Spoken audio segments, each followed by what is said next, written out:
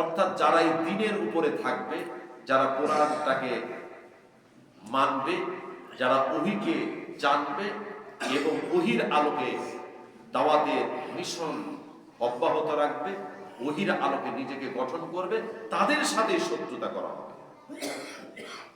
এই নিয়মটা, এই পরিস্থিতিটা শুধু পূর্বের নবীদের উপরেই ছিল বা আমাদের নবীর উপরেই শুধু সীমাবদ্ধ ছিল, বিষয়টা এরকম নয়। অর্থাৎ এই ওহী নিয়ে যারাই জীবনযাপন করতে চাইবে, আল্লাহর কালাম নিয়ে যারাই সমাজে বিচরণ করতে চাইবে, তাদের সাথে এই ব্যবহারটা করা হবে, ঠিক কিনা? আজকে দেখেন, নবী আমাদেরকে ছেড়ে চলে গেছে, কিন্তু নবুয়তি কাজ কি থেমে আছে? নাই। আলেম ওলামাকে দিয়ে এই নবুয়তের কাজ আল্লাহ তাআলা করাচ্ছেন। বিদায় দেখবেন নবীর সাথে সমাজের লোকেরা যে ব্যবহার করেছিল, আলেম ওলামার সাথে সমাজের লোকেরা একই ব্যবহার করছে। কোন আলেম ওলামা বা নবীদের উল্লেখযোগ্য কোনো অপরাধ নাই। নবীরা তো নিষ্পাপ মাসুম বেগুনাহ ছিলেন, কিন্তু আলেম ওলামার উল্লেখযোগ্য কোনো অপরাধ নাই। অপরাধ তো একটাই, সেটা হলো সে কোরআন পড়ে। অপরাধ তো একটাই, সে কোরআন বোঝার চেষ্টা করে। অপরাধ তো একটাই, সে নিজের কোরআনের আলোকে নিজের চরিত্রটাকে গঠন করে। অপরাধ তো একটাই, কোরআনের আলোকে সমাজটাকে তারা ঢেলে সাজাতে চায়। অপরাধ তো এইটাই। এখন আপনারা বলেন, আকাশ এবং জমিনের মালিকটা কে? আল্লাহ। লিল্লাহি মা ফিস সামাওয়াতি ওয়া মা ফিল আরদ। আকাশ এবং জমিনে যা কিছু, সবকিছুর মালিকানা একমাত্র আল্লাহ। এখন আকাশ এবং জমিনের সবকিছুর মালিকানা যদি আল্লাহর হয়ে থাকে, তাহলে এই আকাশ এবং জমিন চলবে কার নীতি অনুযায়ী? বলেন, কার নীতিমালা দিয়ে চলবে? আপনার সংসার, আপনার পরিবার আপনার অধীনস্থ হয়ে, আপনার আধিপত্যের ভিত্তিতে, আপনার কথা শুনে তো আপনার পরিবারের মেম্বারসগুলিকে, আপনার পরিবারের সদস্যদেরকে চলতে হবে। এটাই তো নিয়ম। নাহলে তো পরিবার ভেঙে যাবে, সুখ শান্তি উড়ে যাবে, অশান্তির দাবানল জ্বলবে, আপনার পরিবার বিস্মার হয়ে যাবে। এখন পরিবারকে যদি আপনি সুন্দর করে গঠন করতে চান, তাহলে পরিবার প্রধান থাকবে এবং তার নেতৃত্বে পরিবারকে সুশৃঙ্খল ভাবে চলতে হবে, ঠিক কিনা? তবেই তো পরিবারটা ঠিক থাকবে, পরিবারের হক আদায় হবে, প্রত্যেকে নিজেদের অধিকারটাকে ফিরে পাবে। অনুরূপ ভাবে এই জগতের মালিক যেহেতু আল্লাহ, সুতরাং এই জগতের প্রধান কে? আল্লাহ। এই বিশ্ব চরাচরের প্রধান কে? বলেন বলেন, আল্লাহ। বিশ্ব চরাচরের স্রষ্টা যিনি, বিশ্ব চরাচরের প্রধান তিনি। বিশ্ব চরাচর মানবেই তাকে। ইনিল হুকমু ইল্লা লিল্লাহ। আল্লাহর হুকুম ছাড়া জমিনে অন্য কারো হুকুম চলতে পারে না। আল্লাহর হুকুম যদি চলে, তাহলে জমিন ঠিক থাকবে, পরিবেশ ঠিক থাকবে। আর আল্লাহর হুকুম যদি না চলে, তাহলে এই দুনিয়া ঠিক থাকবে না, দুনিয়ার পরিবেশও ঠিক থাকবে না, নষ্ট হয়ে যাবে, কুলুষিত হয়ে যাবে, সন্ত্রাস বেড়ে যাবে, অপরাধ বেড়ে যাবে, মানুষ তার অধিকার হারিয়ে ফেলবে, অন্যায় অপরাধ মাথা চাড়ে দিয়ে দাঁড়াবে, ন্যায় সততা ইনসাফের মৃত্যু ঘটবে, সৃষ্টি জগৎ ক্ষতিগ্রস্ত হবে। এই জন্য সৃষ্টি জগৎ তার স্রষ্টার আইনের ভিত্তিতেই চলবে, এটাই তো নিয়ম। আর এই কথাগুলি নবীগণ বলেছেন, আর এটাই ছিল নবীগণের অপরাধ। এই কথাগুলি আলেম ওলামা বলে থাকে, আর এটাই হচ্ছে আলেম ওলামার অপরাধ। আল্লাহ রাব্বুল আলামিন সূরা ইয়াসিনের মধ্যে চমৎকার করে ঘটনাকে, বিষয়টাকে তুলে ধরছেন। আল্লাহ রাব্বুল আলামিন বললেন, ইয়া হাসরাতান আলাল ইবাদ মা ইয়াতিহিম মির রাসূলিন ইল্লা কানু বিহি ইস্তাহজিউন।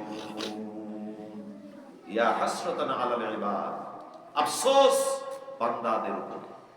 আল্লাহ আফসোস করে বলছেন, আফসোস আমার বান্দাদের উপরে, এমন কোন নবী কোন জনপদবাসীর কাছে পাঠাই নাই, যেই নবীর প্রতি সমকালীন লোকেরা ঠাট্টা করে নাই, বিদ্রুপ করে নাই, জাদুকর বলে নাই, মারে নাই, গালমন্দ করে নাই, দেশান্তরিত করে নাই, দেশ থেকে বের করে দেয় নাই, অপমান অপদস্থ করে নাই, লাঞ্ছিত করে নাই, এমন কোন নবী দুনিয়াতে আমি আল্লাহ পাঠাই নাই। তার মানে কি?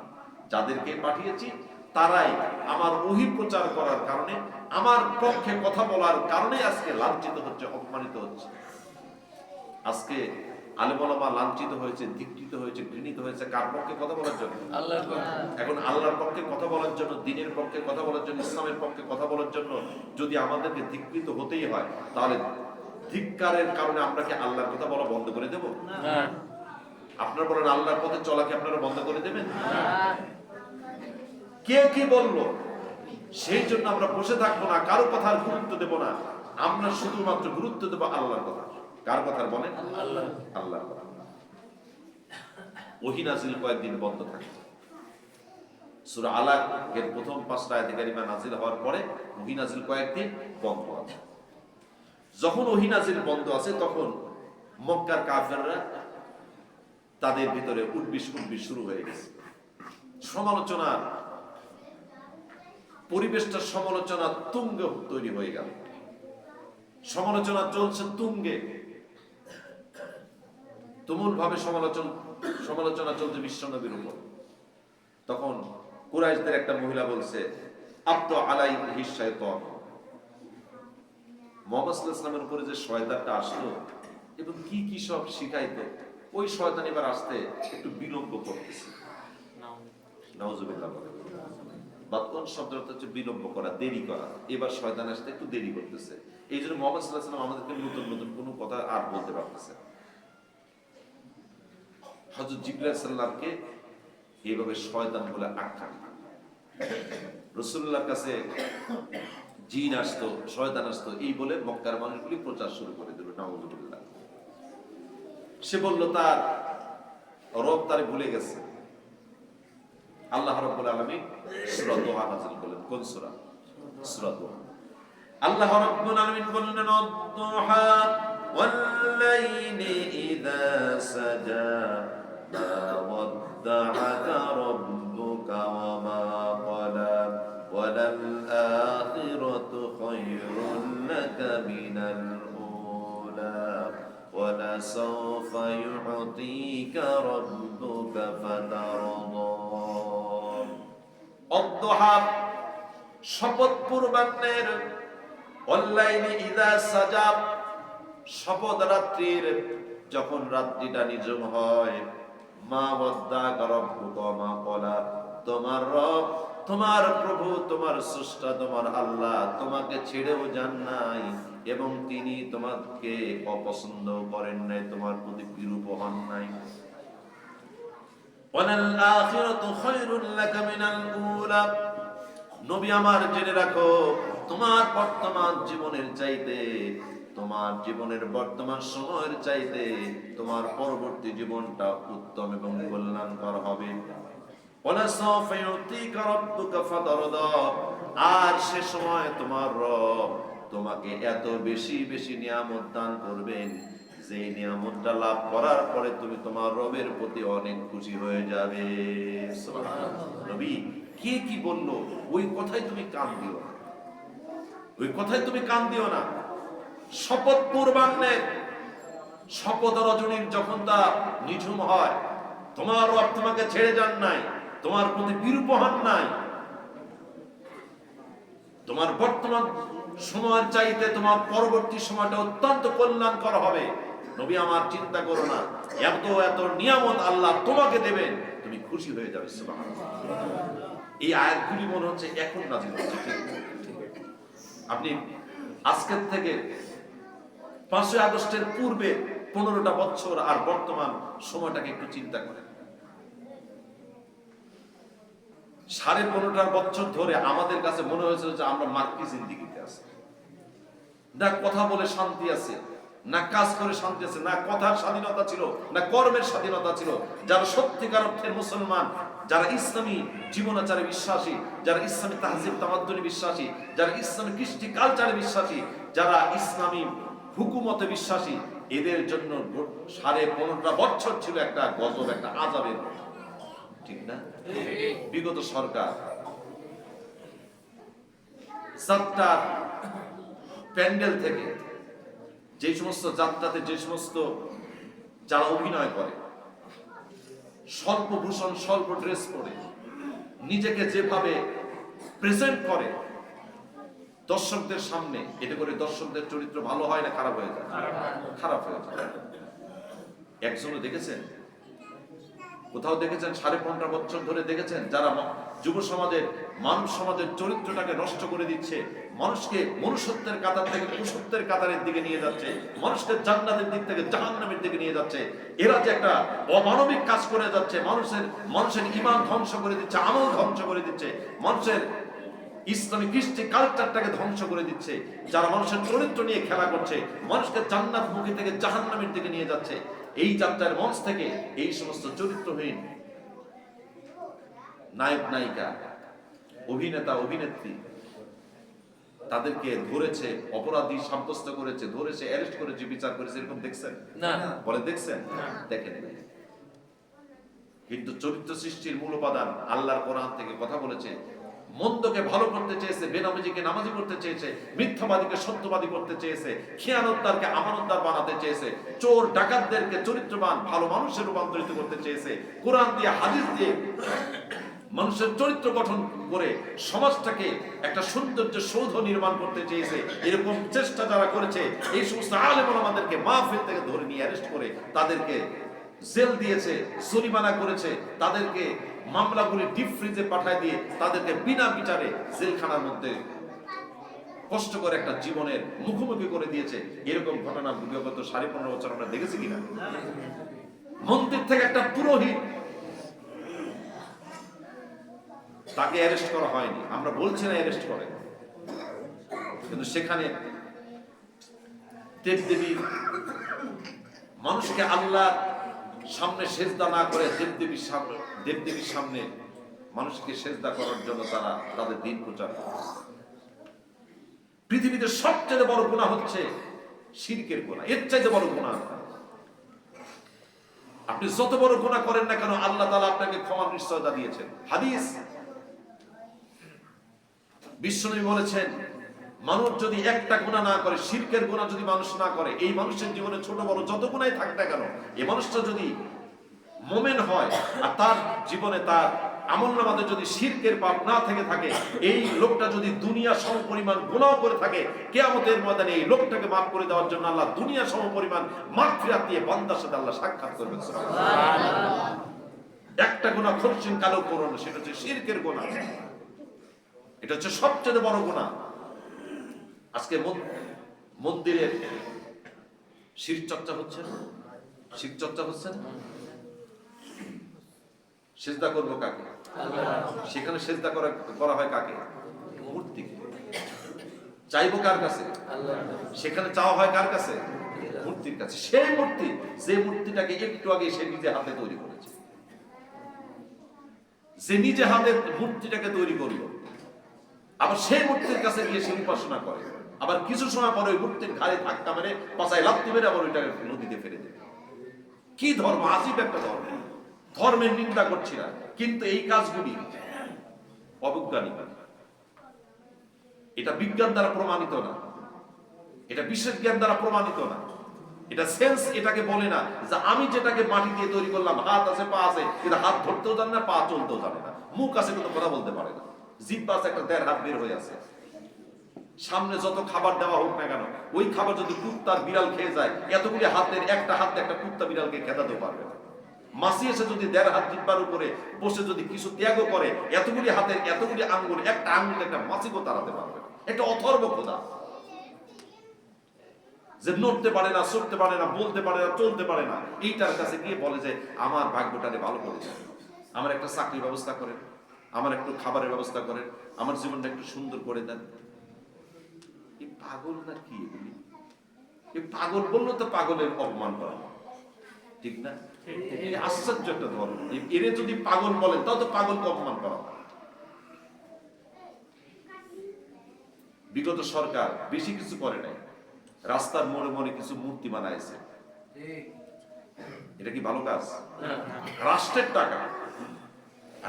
টাকা খরচ করে, যেখানে মানুষের, বাংলাদেশ এমন একটা জনপদ, এই জনপদে এমনও মানুষ আছে, এমনও অনেক মা আছে, অনেক বিধবা নারী আছে, তার ইজ্জত তাকে ঢাকার জন্য এক প্রস্ত কাপড় অভাব তার কাছে আছে, ছেঁড়া কাপড় পরে চলাচল করে। এরকম মা বোন আমার দেশে আছে কিনা বলেন? আছে। বিগত সরকার পারেনি ওই মা বোনের শরীরে একটা ভালো কাপড় তুলে দিতে, অথচ কোটি কোটি টাকা খরচ করে বাপের মূর্তি তৈরি করতে পেরেছে। এই মূর্তি তৈরি করা, এটাকে যদি কোনো ব্যক্তি সাধারণ কাজ মনে করে তাহলে বিশ্বাস করতে হবে তার ভিতরে এখন ঈমান তৈরি হয় না। রাসূলুল্লাহকে প্রশ্ন করা হয়তো লিমা বুইস্তা, পৃথিবীতে এসেছেন কেন? উত্তরটা দেওয়ার মতো অনেক কিছুই ছিল। বলতে পারতেন না ইসলাম কায়েম করার জন্য দুনিয়ায় আসছে, দিন প্রচার করার জন্য দুনিয়াতে আসছে, এটা বলতে পারতেন কিনা? তিনি দিন প্রচার করেন নাই? সাক্ষী দেন আমাকে, রাসূলুল্লাহ দিন প্রচার করেছেন কিনা, ইসলাম কায়েম করেছেন কিনা? তাহলে তো এই কথা বলতে পারতেন যে ইসলাম কায়েম করার জন্য পৃথিবীতে আসছি। এই কথা তো বলতে পারতেন যে দিন প্রচার করার জন্য পৃথিবীতে আসছি। এই কথা তো বলতে পারতেন, এটাই তো তার কাজ। কিন্তু এটা বললেন না। প্রশ্ন করা হলো লিমা বুইস্তা, পৃথিবীতে এসেছেন কেন? বললেন পরিস্থিতি কসরিল আসনাম, পৃথিবীতে এসেছে মূর্তিগুলোকে ধ্বংস করার জন্য। আল্লাহু আকবার, আমি মূর্তি ধ্বংস করার জন্য এসেছি। যে নবী আসলেন মূর্তি ধ্বংস করার জন্য, সেই নবীর উম্মত যদি মূর্তি নির্মাণ করে তাহলে মুসলমান, সে নিজে মুসলমান থাকতে পারে না, সে রাসূলুল্লাহর সাথে গাদ্দারি করবে। ঠিক কিনা বলেন? কর্মসূচির সাথে গাদ্দারি করবে। ও মুসলমান নয়, ও মুশরিক। ও যদি মসজিদে সে নামাজ পড়ে, ও নামাজ কবুল হবে না। কোন মুশরিকের কোন ইবাদত আল্লাহ কবুল করেন। একটা দিনে 24টা ঘন্টা ওরা ওদের বাপকে যতবার ডাকতো, সারাটা জীবন ধরে জন্মের পর থেকে মৃত্যু পর্যন্ত ওরা ততবার আল্লাহকেও ডাকে না। কথা কি মিথ্যা বলতেছি? টিভি খুললেই শুধু বাপের বন্দনা, বাপের বন্দনা আর বাপের বন্দনা। মনে হচ্ছে বাপ খুব ফেরেশতা ছিল। বাপের সময় দুর্ভিক্ষ হয়নি, মানুষ না খেয়ে পড়েনি। ওই সময় ছেলের বিয়ে দিতে গিয়ে তিনি বড় বড় রোস্ট খান নাই। কিভাবে হতে পারে এটা চরিত্র? যেখানে মানুষ দুর্ভিক্ষে মানুষ মারা যাচ্ছে, সেখানে তিনি আড়ম্বর পরিবেশে সন্তান বিয়ে দিয়ে সেখানে বড় বড় মুরগি রোস্ট খাচ্ছেন। এটা কি নেতার চরিত্র? এটা কি নেতার চরিত্র? ওই নেতাকে আপনি মানেন? আর ওই নেতাকে যদি মানেন তাহলে অবশ্য আমাদের কিছু লাভ আছে। লাভটা কি বলবো? বলবো। আপনার জন্য তো আল্লাহ দুইটা জায়গা তৈরি করছে কিয়ামতে। কয়টা? একটা আছে জান্নাত আর একটা আছে জাহান্নাম। তো ওই ধরনের চরিত্রহীন লম্পট নেতাদেরকে মানলে ইয়াউমানা দুরকুল্লাহ মুনাসিব বিমামিম, আল্লাহ তাআলা তো নেতাকে সহকারে আপনাকে ডাকবেন, ওই নেতাকে সহকারী।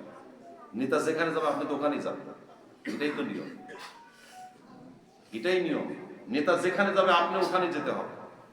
আপনি ভাববেন না যে নেতাকে জাহান্নামে পাঠায় আপনি জান্নাতুল ফেরদাউসে গিয়ে একবারে হাঁটুর উপরে হাঁটু তুলে বাবু মেরে বসে হুর গেলমান নিয়ে খালি আরামে খাবেন আর ফুর্তি মারবেন। এত সস্তা না জান্নাত।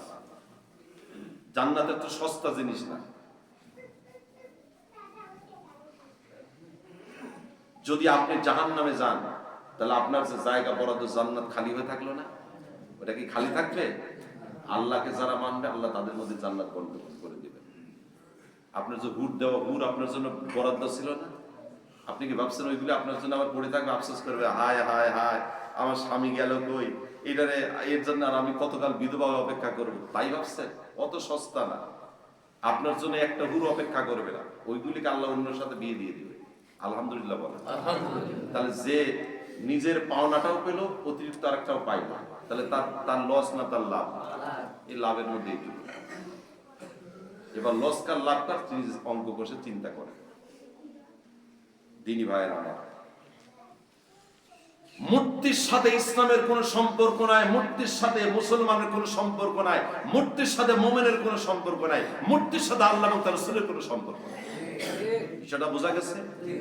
আপনি বোঝেন না, ফিকার মাসলা জানেন না। ঘরের মধ্যে যদি ছবি টানানো থাকে তাহলে ওই ঘরে নামাজ হবে? নামাজ হবে? ফেরেশতা আসবে? একটা ছবির সাথে যদি একটা ছবি যদি ঘরের মধ্যে থাকে আর সেখানে যদি ফেরেশতা প্রবেশ যদি নিষেধ থাকে, সেখানে যদি ছবি সামনে যদি নামাজ না হয়, তাহলে আপনি বঙ্গভবনে, গণভবনে, পার্লামেন্টে, প্রত্যেকটা অফিস আদালতে বাপের ছবি আর নিজের ছবি দিয়ে ভরপুর করে দিয়ে আপনি ফেরেশতা ঢোকার পরিবেশই তো নষ্ট করছেন। যেখানে ফেরেশতা ঢোকার ওটা রহমত আসে কেমন করে? গোটা বাংলাদেশকে তো আপনি গজবের আখড়া বানাইছেন।